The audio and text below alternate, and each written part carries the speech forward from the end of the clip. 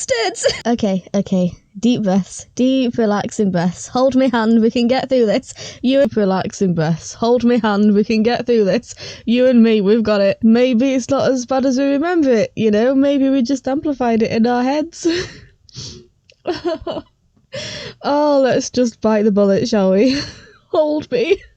Jin makes a grave for Ansatz-chan and his space bastard brother, Ikazuchi Ni-chan. See, this is why I always worked on the assumption that Ikazuchi had been with them for some time and wasn't just randomly selected and they'd never met before. I know Jin is nearing Singularity right now, and so it makes sense he'd be even more sensitive to losing people, but he's always considered Hyuga as friends up until this point, and continues regarding them as such afterwards when talking to Adato. But Ansatz-chan and Ikazuchi Ni-chan are family. He spent a good amount of time with Ansatz-chan, but he's supposedly just met Ikazuchi. I don't think he has. They had to have known each other beforehand. That and the way he and Horobi interact afterwards. They just act as if they do have history, and for Jin to consider Ikazuchi family, they had to have. Horobi goes out and talks to Jin about this, and Horobi is not someone who generally moves unless he has to. We've seen him in the last episode, the episode previous to this, I mean, just sort of sitting there in standby mode until something happens that needs his attention. And we see that behaviour again in the basement episodes, which I cannot wait to get to.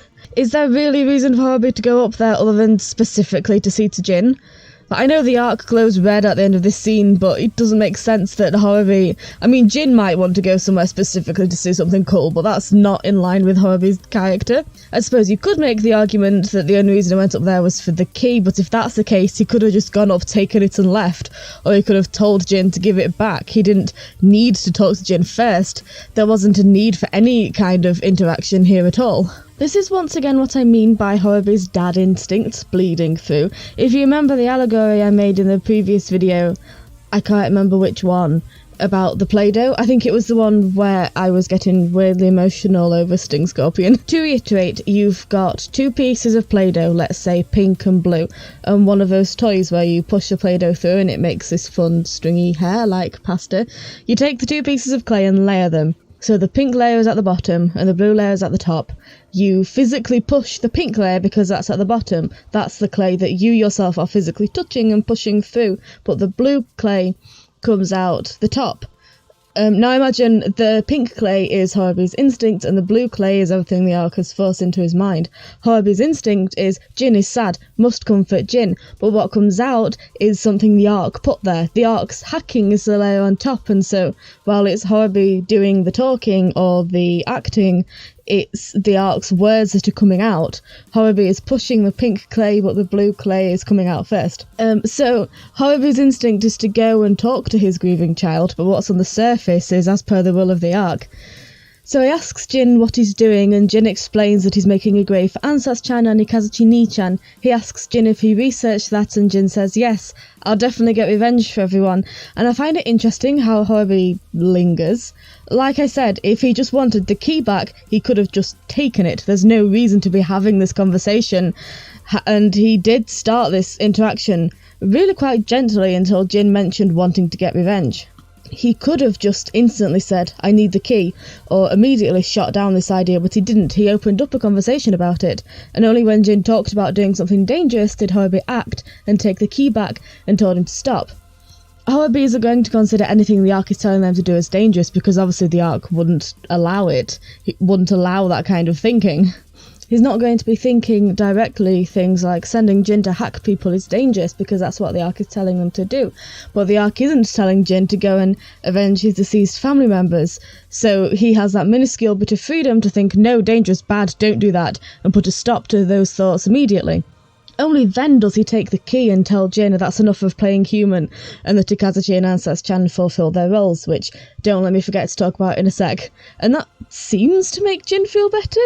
Like, I know on the surface that's so very Hyuga are tools and these ones are no longer needed, but when someone dies, when someone you love, isn't it important to know that they lived a happy and fulfilled life? That even though this life was taken from us, the life they did lead was good. There's honestly so much to be said about this interaction. Horobi comes out to Jin. He easily could have told Jin to come to him, but he didn't. Horobi made the journey to Jin. He opened up the conversation with a simple question, what are you doing? He's opening up the opportunity for Jin to talk to him in a very safe and non-hostile way. Jin then explains very simply that he's making a grave for Ansatz-chan and Ikazuchi Nii-chan, meaning there is absolutely no indication Horobi would be unhappy with that answer. Jin doing something as soft and caring and innocent as this is not something he feels he should hide from Horobi. Horobi then says, "Research that, did you?" Not, "You shouldn't research these things," not, "Why are you looking at stuff like that?" Just another very plain and open question followed by, "Graves are built to honour your deceased family members," which I believe is him sort of quoting the kind of thing Jin would have discovered during his research, which is sort of offering this branch, this indication that he knows what Jin is talking about. Up until this point, this is such a good and sympathetic interaction of a dad approaching his grieving child. It's clear that Jin is at the forefront of his mind here, not the key. When Horobi is right there, he could easily just bend down and take the key, but he doesn't. He waits for Jin to talk. And when Jin says, yeah, he still doesn't act, he's waiting for Jin to finish opening up.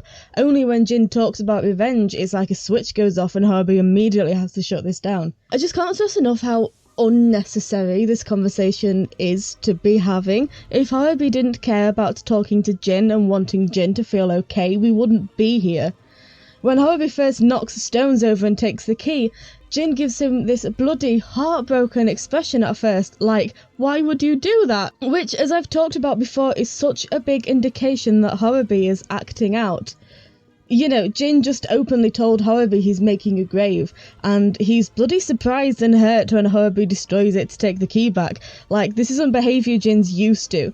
But Jin then does smile and says, "Right, that's true," and goes and joins Horobi to look over Daybreak as the arc glows red underwater. You know, because we need as many reminders of the arc as possible. We can't go letting the audience think Horobi is acting of his own free will and isn't hacked or anything. To go back to what I was saying earlier, Horobi saying that Ikazuchi and Ansatz-chan have fulfilled their roles in accordance to the plan, and therefore their lives aren't wasted because they did what they were supposed to do, so we shouldn't be sad they're gone. Isn't that way of thinking, first of all, is extremely human, a very human way to view humour gear, but second of all, that kind of mentality doesn't half feel like accidental foreshadowing. Later on in later episodes, the arc starts wanting to get rid of humour gear, and that's what sparks Horobi to start asking questions, which he's immediately punished for, because no, we're not supposed to be killing humour gear, we're supposed to be creating a world safe for humour gear.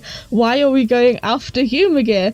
But the arc has already demonstrated in that line, because again, Horobi is currently hacked by the arc, the view that humour gear are to be disposed of when no longer needed. I do also find it interesting how Jin in this scene has confirmed his desire to want revenge against people killing his family, and then the arc gets Horobi killed, so Jin will fully reach Singularity and go on this whole revenge spree. Jin says he wants revenge, Horobi reacts to Jin being in danger, and then the arc is like, yeah, okay, go protect Jin so you die and he'll be upset and angry and want revenge. It's just so, like, I love the idea that, I mean, the arc learns and adapts, I mean, that's the point. So I don't feel like the arc exactly has everything meticulously planned out. I think it's more a case of working with what you've got. This is what's happening, let's make the most of it, if that makes sense. Last thing about this interaction, I promise. Actually, no, I can't make that promise. Last thing for the time being is that I feel it's important to mention that when Horobi is breaking free, finally, on his own after all this time, because no bugger else wanted to help him, this is one of the scenes he flashes back to. We are a minute and a half into this episode. I hope you're sitting comfortably. Do you want to go get a snack? I'll wait. I won't. Adato, Izu and Subaru go to visit the Hiden family grave, and we learn that Soryo, Humagear Soryo, he's also buried there, at least a part of him is. Adato specifically makes a point of saying that when Subaru says, even your Humagear father, Adato says, yes, a part of him at least, or one of his parts, or whatever specifically he says. It's not all of Soryo, it's a part of him. This scene does show such a nice, sympathetic side to Adato, but before I get into that, I just have to say, that feels so weird to say.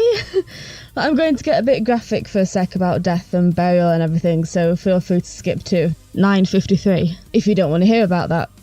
But if you bury someone who donated their organs, do you say most of them is buried here?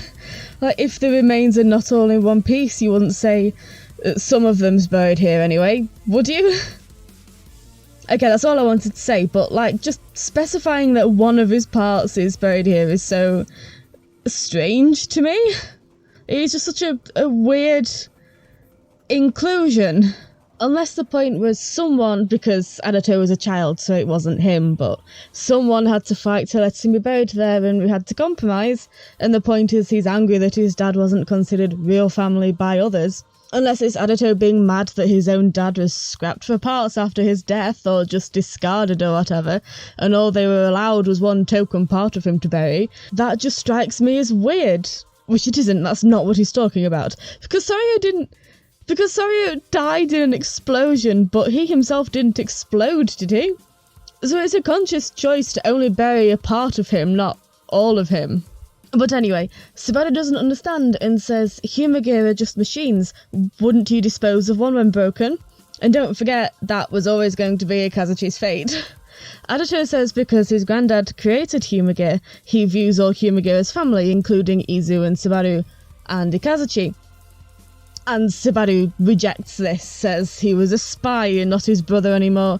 He was broken and discarded, and Adato tells him very passionately that he shouldn't cut ties just because he was broken. Like, Adato seems legitimately affected by this statement. He cares about Subaru caring about Ikazuchi. Family is that important to Adato, that it's so important to him that Subaru doesn't disown Ikazuchi just because he was a spy. Family connections are so important to Adato. Almost as if we should have made use of another obvious family connection later down the line, with a certain humour gear created from Soryu's coding, therefore making them brothers, but okay. I do think a lot about Subaru's rejection of Ikazuchi in that moment, and I totally get it. Subaru has just learned his brother, who he looks up to so much, has this entire double life. Subaru is going to feel so betrayed. He's going to have so many feelings to work through. His brother, a spy, a member of a so-called terrorist organisation who he looks up to so much, is now dead. That's a lot to work through. And he hasn't gained Singularity yet. It makes sense that he'd be sticking with he's not my brother anymore, because that's easier. Also, it would have been a nice opportunity to swoop in there with a, he's not broken, he was hacked. I mean, you know full well he was hacked. You watched it happen. You heard Jin telling you that's what happened. I don't know how clearer we need to make this.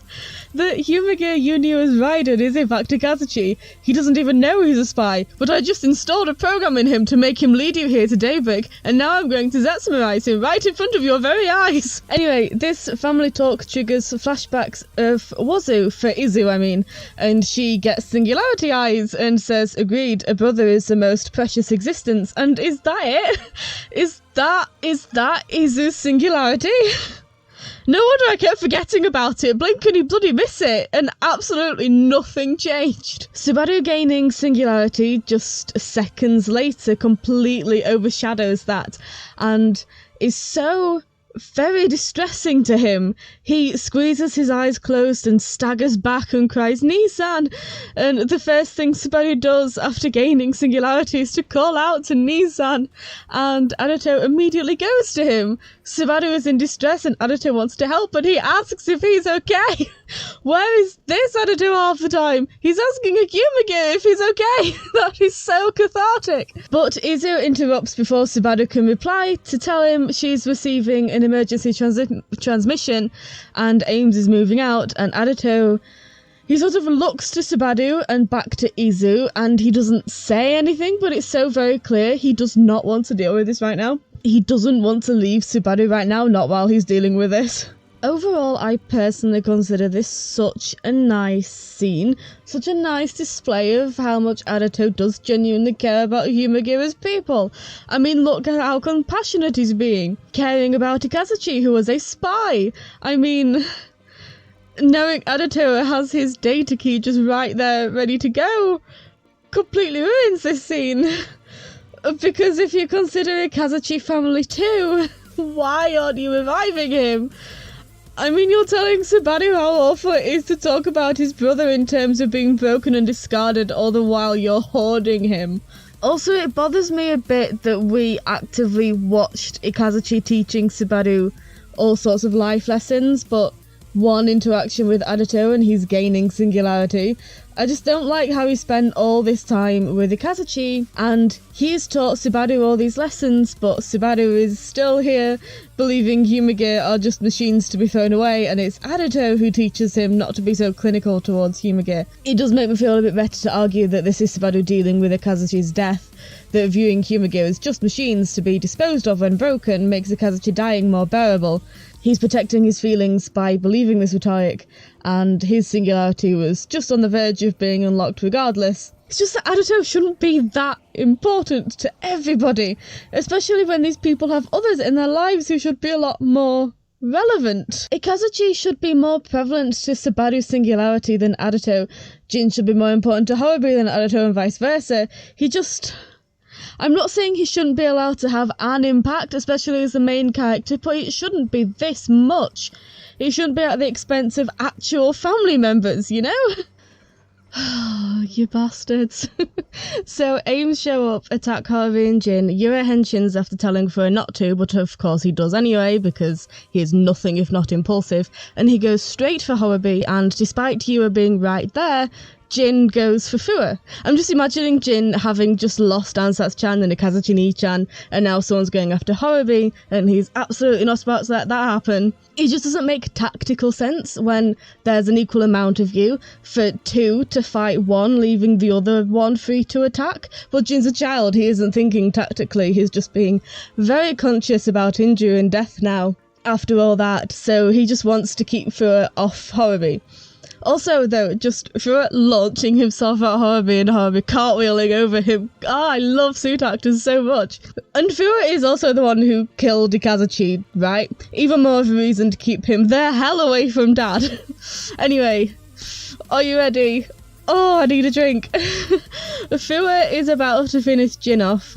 Horobi sees and audibly gasps, and Takara Seiji does that incredible thing suit actors do where they portray a million feelings at once with absolutely no facial expressions whatsoever, and Horobi, Sunagawa Horobi, goes, Jin, and suddenly the arc swoops in and we see Horobi in this arc consciousness subspace area, and you can see what's actually going on a sort of screen, and you can see Horobi actively looking over in distress to Jin.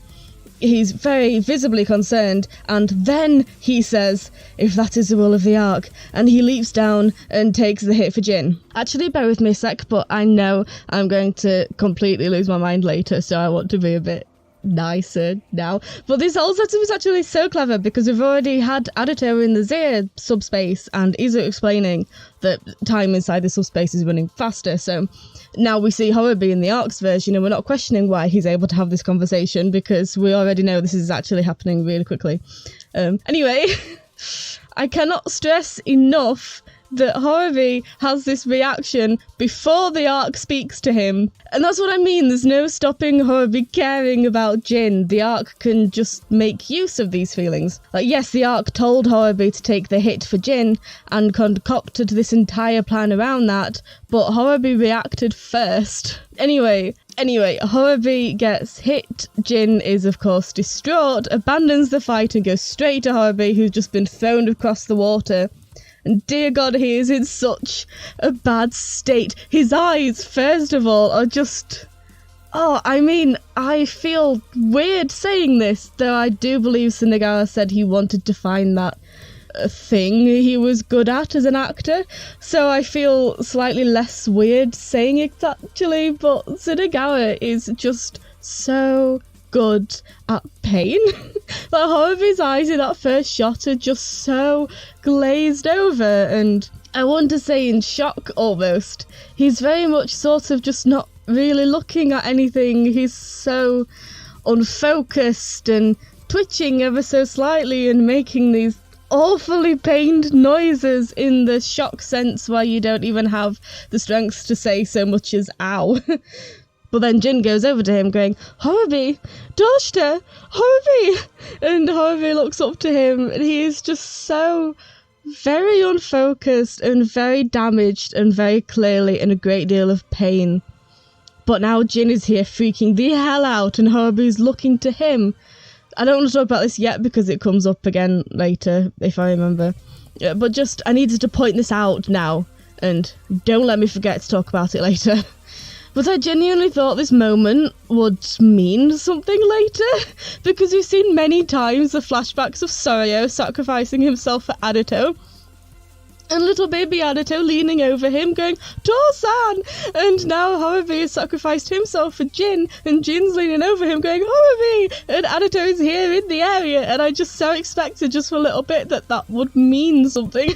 That Adato would see this happen and feel something. And even later on, after more things happen, I just kept waiting for that moment where Adato realised that Harubi and Jin are parent and child and feel some kind of connection because he too has experienced this. I thought it was a deliberate parallel, but apparently not, because we don't care about Humagir around here. If I may jump ahead a little, though, I love how I spent most of this series waiting for Adato to care. And then in the end, when he finally does, I'm like, not now, though! When he finally, after all this time, does have a reaction to something, it's over Harubi's grief. Like, you've had ample opportunity to care about people. Don't do it now! But anyway, I'm getting way ahead of myself. And this is already going to wind up being way too long for this nonsense. And now I need another drink, because I swear to God. Jin is a child. He is 5 years old, and he is holding his dying dad in his arms. The threat, by the way, is not fully eliminated. Vulcan's down, but Valkyrie and Zero are still up. I mean, yeah, their attention is on Fury, but they're still there. They can still attack at any time, and yet Jin has his back to them. You can see Adato looking down from the cliff on the other side of the water. Jin is so defenseless right now because all that matters is that Harubi is hurt. Like a child, he's just there crying over Harubi, saying his name, his voice breaking. And Izu walks up and politely lets him know that his dad is dying. Why? I have so many questions. Obviously, we know a lot more about Metsubo Jinrai than they do, and that's saying a lot. But I don't expect Izu to be as sensitive towards them as we are, because she doesn't know better, but first of all, yes, I'm going to wander up to our henshin, very dangerous enemy and provoke him, because that'll end well. I know I've watched Jin specifically attack a bunch of people in the past. I've seen him hack Humagir and attack all of the Ames group at once with a flick of his wrist just moments ago, but it's totally safe for me to go up on my own and rub Harubi's death in his face. What could possibly go wrong? What were you expecting, Izu? What was the point? What did you expect to happen? I think he's noticed. I think he might have crossed his mind. I just don't understand. If they absolutely wanted this to happen, if they absolutely wanted Jin to lash out at Izu, there were other ways he could have done it. If they'd have established they know Jin is a child and Harubi's son, and this was Izu going to Jin to say Harubi has been eliminated, come with us or something, because they understand Jin isn't willing in this situation. They just don't understand Harubi isn't either. You'd be showing them as sympathetic just without a full understanding of what's going on. I mean, I would expect exactly the same response, but I wouldn't have been so bloody irritated by Izu, because that's just a misunderstanding. Like, Adato was present during Jin's existential crisis about parents. They easily could have done that. Let Adato find out that Jin is Harubi's son and a child, and just misunderstand the situation a bit. That they're clearly trying to do the right thing, they just don't fully understand. I don't know, I'm making that bit up off the top of my head, but it's just so weird. It's a weird thing to do. It doesn't make any sense. What were you thinking, Izu? I'd love to know. Oh, I suppose they couldn't have established Harubi and Jin as family, because apparently you can't be a loving family member and also do bad things, and Jin acts out of love for Harubi, so we can't have that, can we? Yes, because I'm still salty about such a loving brother can't be a spy, when we then have Harubi going on a crusade against humanity because of his love for Jin, Jin going on a crusade against humanity because of his love for Harubi. Apparently loving parents and children can attempt to wipe out a species as long as they're not spying. It's just so jarring when the heroes are just so cold and uncaring, and the villains make graves for their family members and protect each other and care about each other. And who are we supposed to be rooting for again? Forgive me for wanting the people who are actually nice to each other to win. Also, didn't Izu just... I mean, did she? Did she gain Singularity earlier? I genuinely don't know. She got Singularity eyes, I'm assuming, but that happened because of the concept of losing family that's been such a focus recently. She lost Wazu and then, I assume, gained Singularity because of it while visiting the grave of Adato's dead family members, where Subaru also gained Singularity grieving over his brother, who Jin was also at the time building a grave for. It's only episode 15, and so far we've done Adato losing his dad, Izu losing his brother, Subaru losing his brother, Zgogo losing his brothers, that guy losing his daughter and replacing her with a humour gear. The point is, we care about family until it's bloody Harubi and Jin. Then all of a sudden we're watching Izzy taunting the poor 5-year-old over his dying dad. I know she doesn't know that's what she's doing, but we know that's what she's doing. And she never learns what she did. She never... Just why? This play's not going to be formatted well at all, because I just... Why? Why, Izu? I just don't understand your thought process. Please explain it to me.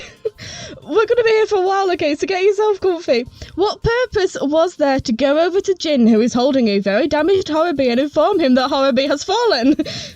Me and a few friends have, like, this almost one-sided feud with TV tropes, and apparently Izu acts out like this because of her newfound emotions. Oh, good. Okay, good. So we've established, then, that humour gear are allowed to act out and do stupid things when they're still coming to terms with emotions, then.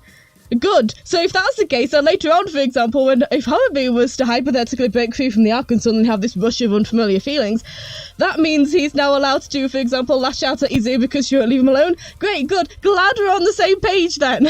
No, I'm sorry, that just doesn't make any sense to me. I know they don't know Harubi and Jin are father and son, but Izu's Singularity comes from deceased family members, right? So surely if her Singularity is impacting her here, shouldn't she have been more sympathetic? Shouldn't she have seen Harubi injured and dying in Jin's arms and remember Wazu dying in her arms? Isn't that the connection she should have made? If it was her Singularity driving her? What on earth does simply going up informing Jin that Harubi is dying have to do with anything? I sure hope this wasn't a result of her supposed newfound emotions, because if that's the case, this is not a very nice person. Jin is also unchinned at this point. And Izu has seen firsthand how dangerous he can be. She's seen him mass hack people, so even if Jin wasn't a grieving, probably traumatised, honestly, child with his dying dad in his arms, ignoring all the dangers around him, that was such a stupid and dangerous thing to do, Izu! How on earth can you trundle up to your henchinned armed enemy and provoke him and not expect to come out hurt? What did you expect to happen? Just what was the point? I've somehow, despite trying my hardest all my life to avoid it, recently gotten into this British soap called Hollyoaks, and one thing that always gets to me about this is there's this character called James Nightingale who was abused by his dad for being gay, and he's suffered tremendous PTSD over this, and it seems like the village of Hollyoaks, their favourite pastime is intentionally triggering James's trauma, and then telling him off for being triggered. Like, his little sister will be screaming at him about his abuse and saying some god-awful things while he's right there, unable to react, clearly in the midst of a panic attack, and he eventually snaps and yells back, and of course that's when his mum walks in and yells at him for screaming as a child, and kicks him out of his own house that he pays for. The family then get really snarky about it, like, I thought we kicked you out. Like, bitch, don't knowingly trigger him and then act like the poor innocent victim. Yes, don't yell at children, but also don't teach your child, she's a teenager by the way, don't teach your teenage child that you can go around triggering people and get off scot-free. Am I the weird one here?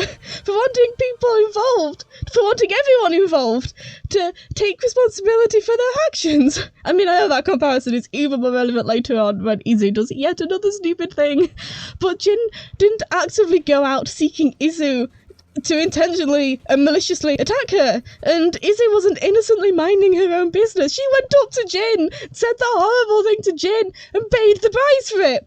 Insert a quote about actions having consequences. I could have even stomached this if later on Adato had a conversation with Izu about why you shouldn't do things like that.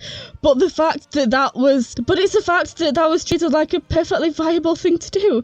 There was no, even though they are enemies, they still care about each other, and it would have been very upsetting for Jin when Harubi got hurt, so he should be more sensitive to people's feelings. There was none of that. I don't care about people messing up. Characters messing up is good. It makes them feel real. Characters shouldn't be perfect.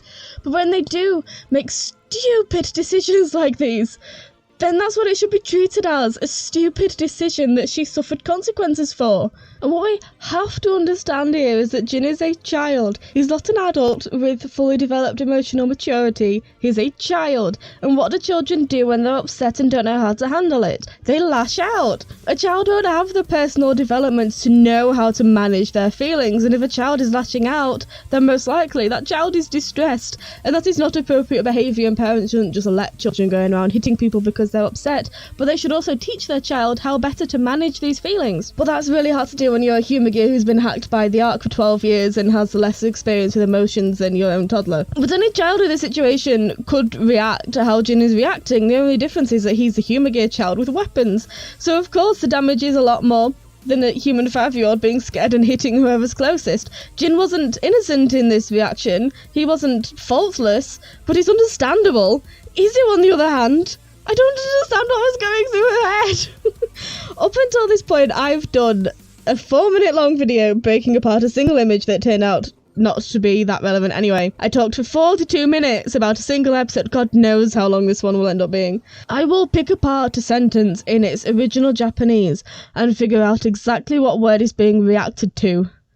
But no matter how much I try to overanalyze this interaction, I don't understand what she thought she was doing. For the sake of my blood pressure and my sanity, I think I need to move on. Can I move on? I just need to move on and put this behind me and forget all about it. Oh, it's okay. Just breathe in through the nose and out through the mouth.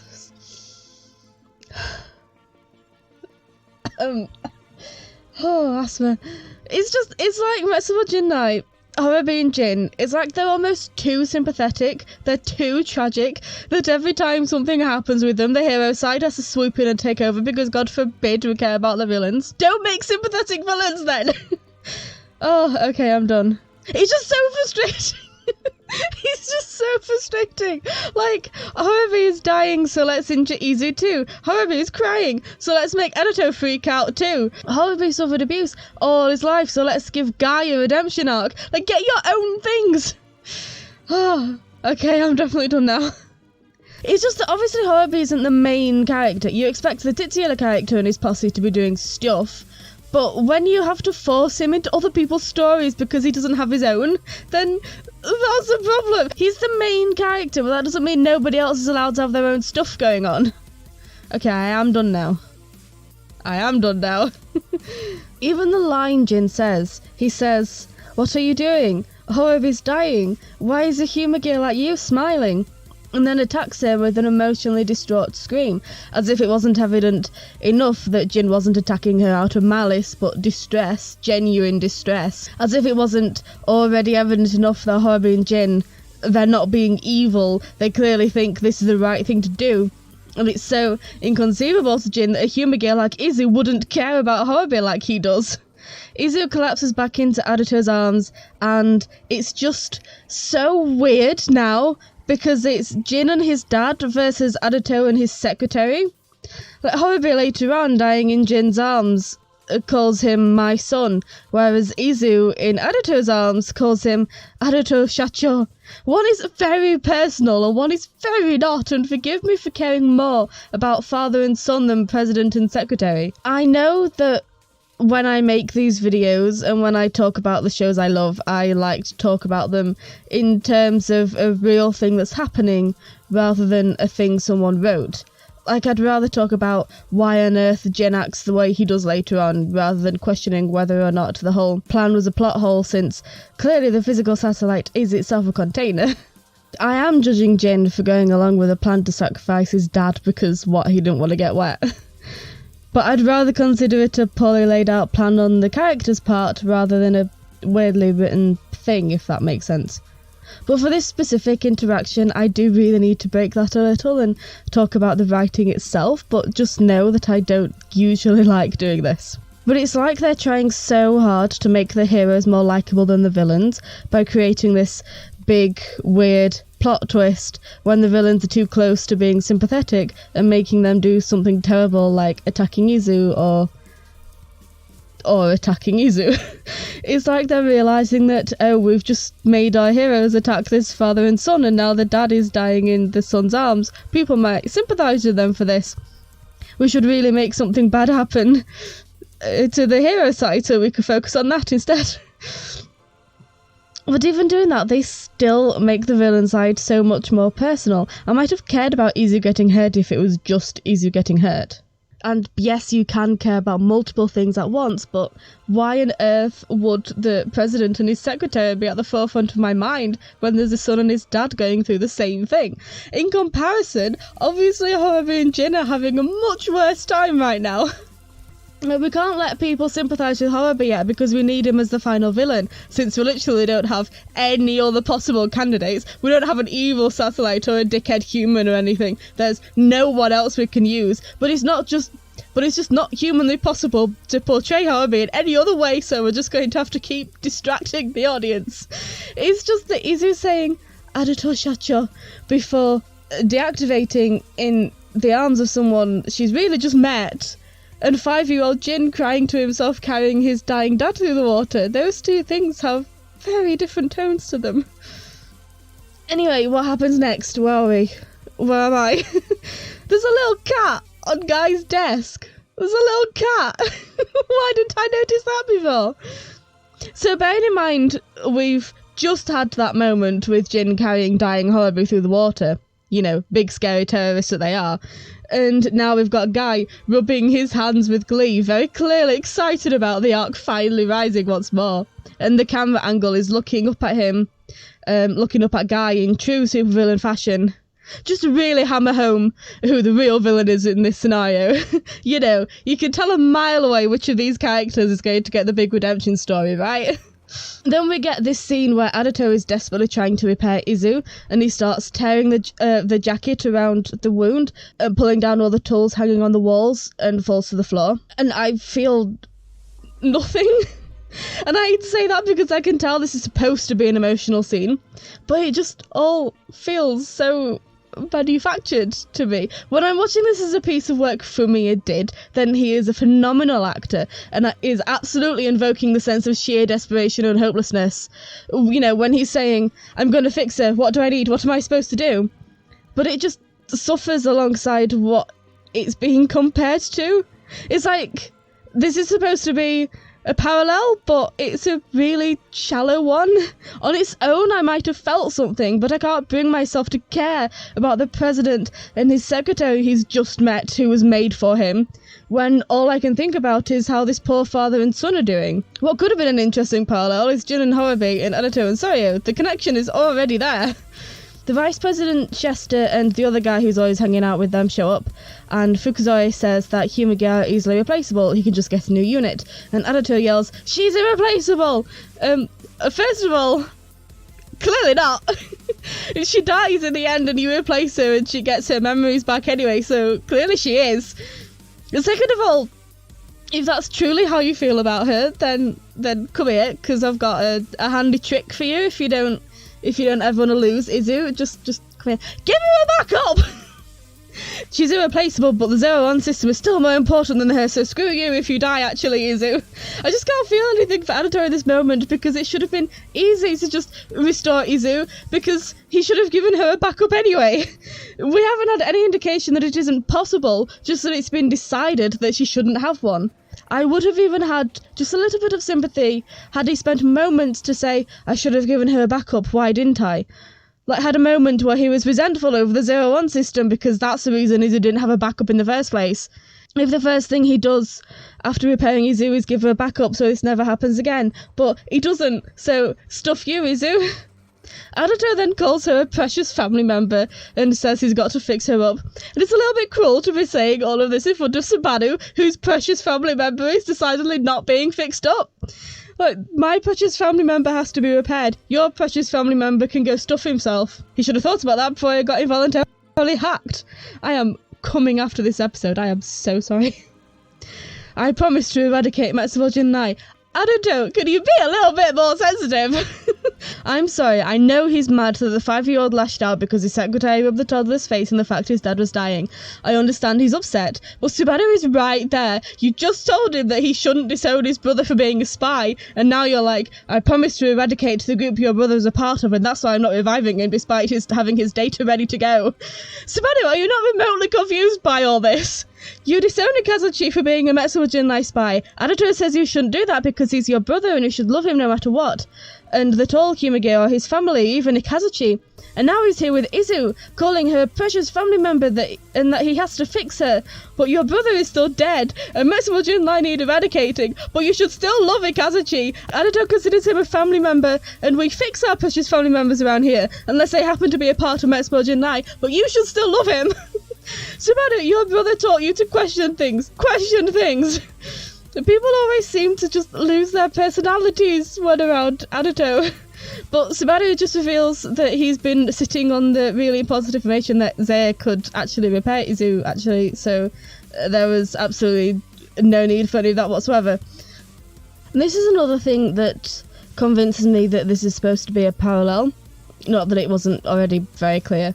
But this scene starts with Jin gently lowering Horobi to the floor and saying, hang on, I'll ask the Ark to repair you, next to Zaya repairing Izu. But it's not the same!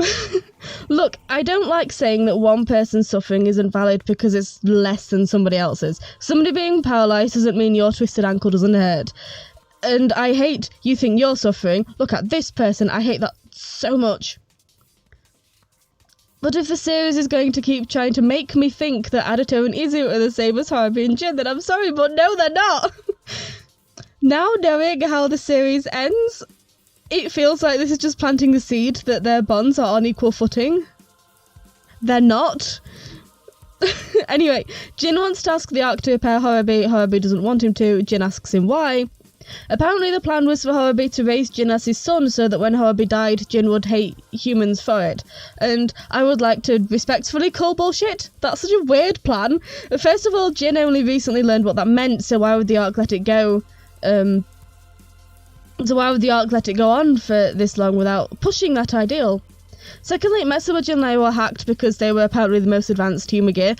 We don't know exactly what that means, but Horobi just being a random dad makes no sense as to why he'd be regarded as one of the most advanced, but Horobi being a Hyuga who, without human direction, created another Hyuga, that bumps him up the Hyuga pecking order, that elevates him dramatically. I totally buy that was the plan the Ark came up with in the moment. But given how much Jin was told to stop acting like a human when it came to caring about his family members, there's no way that was ever the original plan. I mean, looking at this episode alone, Jin was told to stop acting like a human when it came to being upset about the death of his family members. Wouldn't it make more sense to push that idea if that was the case? Like, yes, Jin, be upset about your dead friends and family. Then Horobi reacted first, and then the Ark swooped in, and Horobi said, if that's what the Ark wills. So, even if that was the original plan, Horobi clearly didn't know about it. It's a bit of a shit plan if the people who need to know don't know. So I don't believe for a second that this was originally the plan. It feels more like Metsubo Jinrai just happened to be the most advanced Hyuga, therefore the Ark hacked them, and two of these most advanced Hyuga happened to be father and son, and unfortunately the Ark's just going to have to deal with that. And Ansatz-chan and Kazuchi's deaths kick-started Jin's Singularity, and I don't think they were supposed to die. It just definitely makes so much more sense to consider this as a last-ditch effort at making the best of a bad situation, rather than this being the plan all along. Anyway, after all that, these are Horobi's last words. My son, extinguish humanity, as per the will of the Ark. Oh, fuck you, Ark. And listen, I know those don't exactly sound like warm last words, but I mean, first of all, the delivery. Sunagawa could read the ingredients on a packet of biscuits and I'd cry. But secondly, even though to us, they're not necessarily nice, warm, comforting last words, to them, I really think they are. Horobi is hacked by the Ark. He, at this moment, genuinely believes all of this is good, the Ark is absolute and the Ark is good. This is Horobi passing this on to Jin. He can't extinguish humanity anymore, so he's passing it on to his son. which I know sounds bad, but like I said, hacked by the Ark, the Play-Doh theory, that's what it's called now. Harubi is saying comforting things to his son in his dying moments. Those things just unfortunately come from the Ark. But then there's the action. When Harubi is finished explaining the plan, Jin makes a distressed noise, and Harubi only then looks up to him. This is a bit I said earlier that I'd get back to later, which is now, if you can remember that far back. But that is something Harubi does. In the fight against the Dodo Chicks, as I still insist on calling them, Harubi very quickly makes his way to Jin. When Jin yells, "Fine, I don't care what you say," and storms off, Harubi watches where he goes, before returning to what he's doing. When Jin is upset that Ansatz-chan isn't listening to them anymore, Harubi looks at him. And even earlier in this episode, when Jin crosses the water and lands beside Harubi, Harubi is looking at him. And now, as soon as Jin makes that distressed noise, Harubi looks at him. It just feels like such a comforting action.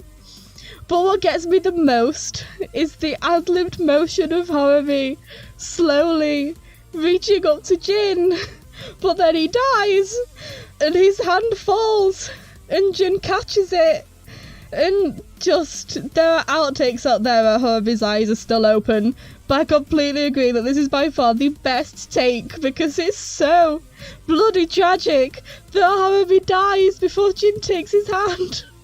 So Harubi will never know that Jin was holding his hand. Also, I swear to God, most of Betsubo Jinai's best scenes come from the actors themselves. At the end of the episodes, you've got Yamaguchi in a video or Sinagara in an interview talking about how this bit was ad-libbed and that bit was ad-libbed, and were they meant to be on set, actually? But honestly, I swear this right here is why the basement scenes happened. Reaching his hand out for Jin, that was the last straw. Like, actor and writer in this constant battle. I will make Harubi the final villain if it's the last thing I do. Okay, but Muskoyo, look at my actually really kind and comforting eyes as I try to make you feel better about my death. And I know I don't usually move much, but let me try to reach out to you in my final moments. I will make Harubi the final villain. Sinagara comes out and does that truly heartbreaking scene when we're supposed to be caring about Adato and Izu. So it's like, okay, well, you're not allowed to use your hands anymore. You will be the final villain. This is all happening alongside each other too. Subaru says Seiya can repair Izu, Harubi dies in Jin's arms, and Subaru requests for Seiya to repair Izu. So at the same time, Harubi is dying and Jin is screaming and going through the worst thing he's ever been through before. The Hida inside are filled with hope as Izu gets to be repaired. Just saying. Adato thanks Subaru. Subaru says he wanted to fix Izu too. Adato goes, eh? And I don't know why it's surprising that Subaru would care about Izu as well as Adato, but okay. I don't know why the assumption was that Subaru wanted to repair Izu for Adato and not for, you know, Izu. I really don't. But then Subaru says, family bonds last forever, don't they? In that case, we can't afford to lose Izu. And Adato just smiles and launches into a joke about how Subaru is subarashi and... Okay, that's funny, but be a little sensitive, Adato. The guy known for being one of two brothers is saying that family bonds last forever, all the while his family is dead because you're just sitting on his data key, apparently. Can you not just take a step back and consider that Subaru might actually be a bit upset about that? This just reads as so cold of Adato. So far in this episode, Jin has made a grave for his deceased family members. Subaru and Izu, I think, gained singularity over their deceased family members and then proceeded to act exactly the same. Harubi was fatally wounded, Izu rubbed Jin's face in it, Jin attacked Izu, Adato got Seiya to repair Izu while Harubi died in Jin's arms, and Adato ignores a comment from Subaru about family lasting forever and makes a joke. Remind me again which side we're supposed to be rooting for? Adato is just so oblivious to other people's suffering. Had Adato had a moment to say, I'm sorry, to Subaru after that comment, that's what compassion is to me. Seriously, where is this compassionate person I've heard so much about? Because so far, he only actually seems to care about himself. Even saying, you really saved me, like, no, he's saving Izu? What have you got to do with the prize of fish? And now, we enter the final stretch. Who knows, maybe I'll get through this really quickly, actually. So, an entire army of Magia and Giga, the giant things, are attacking. The place is on fire. There's bits of rubble everywhere. Honestly, this is probably the most action aims I've got since being founded. Fura asks Jin why they even want to destroy humanity in the first place, and Jin says because the Ark concluded that if humanity doesn't die, all other organisms on the planet will go extinct. And Yua says that's an arrogant assumption to make. I mean, first of all, Yua, have you seen the planet you live on? I don't think that's too much of an arrogant assumption to make. I kind of feel like that's something that should have been addressed, honestly. I mean, maybe not now, but at some point in the series, because the Ark's conclusions aren't exactly wrong. Humans are aggressive and humans are kind of killing the planet. The Ark was programmed with negative data, with all the bad crap humans have done or are capable of doing.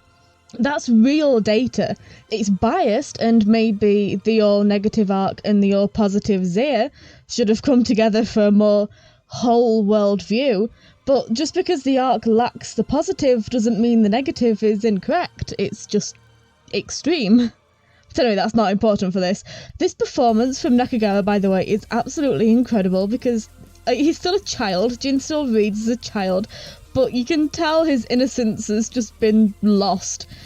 It's really heartbreaking to see him like this. Anyway, fast forward. They fight. Fura's still hurt. Adato shows up. He says, I get that you want to wipe out humanity, but tell me, what are Humagear to you? And Jin says, they're friends, of course. And Adato says, if they're friends, why did you hurt Izu? Oh, I don't know, Adato, that sure is a mystery for the ages, isn't it? How was Stonehenge built? Who was DB Cooper? Why did Jin hurt Izu? It couldn't possibly have had anything to do with Jin being a child with his dying dad in his arms, having Izu walk up to him and outright tell him to his face that Hobie has fallen, right? It's not that Izu went and provoked a traumatised child and Jin lashed out like any traumatised 5-year-old would, right? Nothing to do with that at all. I don't know, Adato. If Humagear was supposedly your family, why did you leave G-Pen in an abusive situation and then seemingly enjoy your fight against him after he was hacked? If Humagear are your family, why are you ignoring Subaru and letting Ikazuchi stay dead? If Humagear are your family, why don't you care that they're suffering? If Humagear are your family, why doesn't Izu have a sonic backup? If Humagear are your family, why don't you care that they're not allowed to get married or compete in sports or hold public office? If Humagear are your family, why don't you care about the revelation that Ikazuchi would be deactivated after doing his job? And if Humagear are your family, why are you about to murder one? He then continues and says, it's not just Izu. All this time, all you've done is hurt and exploit countless Humagear. Jin, honey, come here. There's this thing called an Uno reverse card. I implore you to use it. Adato, let me explain it to you gently. Jin is a child who has been hacked by the Ark and whose dad was very hacked by the Ark, if hacking by the Ark can be quantified. Horobi and Jin are not in control of what they're doing. Jin might not understand the ramifications of what he's doing, but he's doing it to free Humagear. You, Adato, you are an adult with free will and emotional maturity who just wants to keep Humagear under your thumb. Jin is trying to free Humagear and you're trying to keep them in god-awful situations while you fawn over them about how perfect they are. Like, do you understand the difference here? Even if Jin was pure evil and knew exactly what he was doing, which he's not, but even if he was, you're still doing exactly the same stuff you're having a go at Jin for doing. No one that awful can call themselves a friend, Adato says. No, sure, but they can call themselves family, apparently. Adato, you really are just as bad. You are worse, because you have the capacity to understand what you're doing. Jin then goes, shut up, everything is as the Ark wills. You know, the Satsai he's hacked by. I don't even know what to say. I really don't. I feel like this ending is too easy. My video ending, I mean. I should be breaking something down or going off, but it's like there's too much to say that I can't say any of it. Throughout the first part of 01, I feel like I still had hope for Adato. Because this is a character I wanted to like and did genuinely like, but back in the day, I think I just kept telling myself, it's still early days, there's time. But this interaction here made it clear, I think, that Adato was never going to change, he's never going to learn, and nobody was going to tell him off. This episode was just filled with the hero side doing awful things, reacting badly, being completely heartless, and getting away with it. In Hakuoki, when the Shinsengumi kill Ito, and his little brother Mickey tries to take down the Shinsengumi out of vengeance, Soma understands. He understands why this person wants to kill all of his friends. The Shinsengumi are dead, and Soma is the last one standing, and he reaches out to Mickey because even then, he is still able to understand why Mickey was upset. That's what compassion is to me, not this weird dystopian bullcrap where our hero is a hypocritical, glorified slave owner. Adato, you run a company that makes people whose sole purpose is to work and who are killed when they're no longer needed. Humage remain in abusive situations because you care more about the human's passion than the Humage's well-being. Humage remain dead when they don't need to be because you don't want to reactivate them, and you have the goal to stand in front of Jin and tell him that he's awful for doing exactly what you're doing, except he's a traumatized child soldier who doesn't have the capacity to understand. But you should understand. You should understand why Jin was upset and lashed out at Izu. You should be more sensitive towards Subaru when talking about family, and you should understand that Humage are being exploited every day, not because of Jin, but because of you. This is a really emotional episode for me because it marks the end of a lot of things. The hope that Adato may learn and change and become a person worthy of being a hero. The end of the adorable family content that really made this show for me because, let's be honest, whatever Horobi and Jin may get up to later in life, provided they bloody well survive V&V, the tone has shifted. This is still my second favourite series, honestly. I don't ever want anyone to misunderstand that.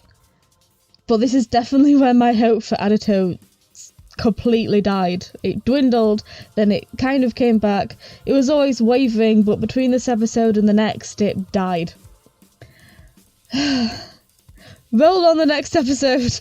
Are you ready to watch our titular hero kill a child because he had a rough upbringing? I can't wait.